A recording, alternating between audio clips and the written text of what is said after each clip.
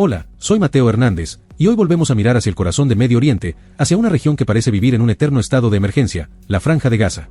El primer ministro de Israel, Benjamin Netanyahu, ha declarado que su país entrará con toda su fuerza en Gaza, en una nueva ofensiva militar que promete escalar aún más uno de los conflictos más longevos y dolorosos del mundo contemporáneo.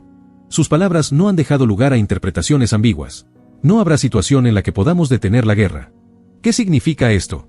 ¿Por qué estas declaraciones son tan importantes? ¿Qué está en juego en esta nueva fase del conflicto?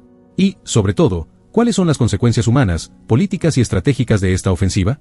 Hoy analizaremos a fondo lo que Netanyahu ha dicho, lo que no ha dicho, y lo que puede implicar esta nueva fase del enfrentamiento entre Israel y el grupo palestino Hamás. Durante una reunión en su oficina en Jerusalén, Netanyahu anunció que Israel está listo para lanzar una gran ofensiva militar contra Hamás en Gaza. Una operación a gran escala que, según el propio mandatario, tiene como objetivo final derrotar a Hamás y destruir completamente su estructura. Palabras duras, sin matices, que dejan claro que no se trata de una simple maniobra de disuasión o una incursión puntual. Esto es una campaña militar total. Y eso no es todo. Netanyahu también adelantó que su gobierno trabaja actualmente en una relocalización masiva de la población gazatí. En otras palabras, una limpieza del enclave a través del desplazamiento forzoso de decenas, quizás cientos de miles de personas, hacia otros países. Literalmente dijo: estamos trabajando para encontrar países dispuestos a aceptar a palestinos que puedan salir en gran número del enclave de Gaza. ¿Estamos ante una campaña militar o ante una reingeniería demográfica de facto? Israel anunció el inicio de esta nueva operación militar en Gaza, y desde entonces ha movilizado a decenas de miles de reservistas. El ejército ha hablado abiertamente de una conquista territorial, una palabra que no se escuchaba con tanta fuerza desde las guerras de mediados del siglo XX. Y aquí hay un dato escalofriante. Según las propias autoridades israelíes, esta operación requerirá el desplazamiento interno de la mayoría de los habitantes de Gaza. Gaza es una franja de tierra estrecha y densamente poblada, donde más de 2 millones de personas viven en condiciones ya extremadamente precarias. ¿Cómo se desplaza a la mayoría de esa población sin provocar una catástrofe humanitaria? Las palabras de Netanyahu, más allá de su dureza, son una declaración de intenciones que debemos analizar con mucho cuidado. Él mismo afirmó: si les ofrecemos la posibilidad de irse, más del 50% se irá. E incluso creo que muchos más. Pero jamás ya no estará. Esto nos lleva a una pregunta fundamental. ¿Estamos ante un intento de resolver el conflicto eliminando al enemigo o eliminando a la población?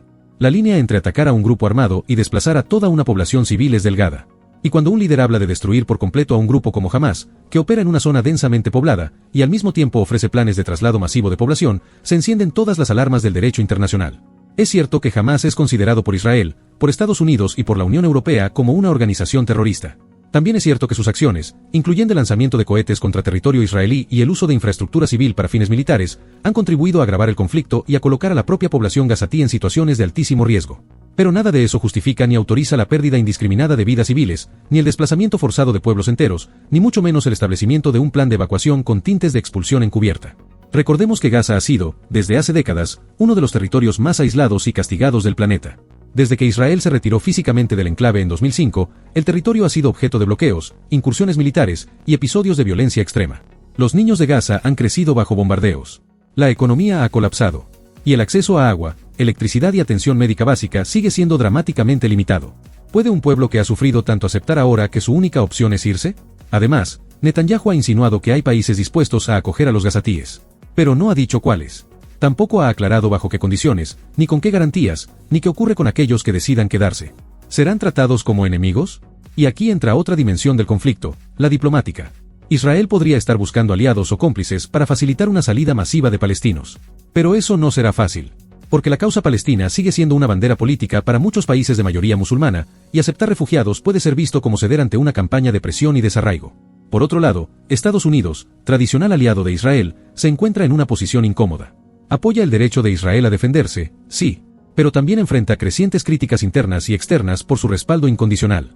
Una ofensiva que implique el desplazamiento de cientos de miles de civiles pondría a Washington en una posición muy difícil ante la comunidad internacional. Netanyahu ha dicho que no hay ningún escenario en el que Israel detenga la guerra. Podría haber una tregua temporal, ha dicho, pero vamos con todo. Eso significa que lo que estamos viendo no es una fase más del conflicto, sino una etapa posiblemente definitiva, que puede cambiar para siempre la geografía, la demografía y la política de la región. La pregunta que debemos hacernos hoy no es solo si Israel logrará derrotar a Hamás.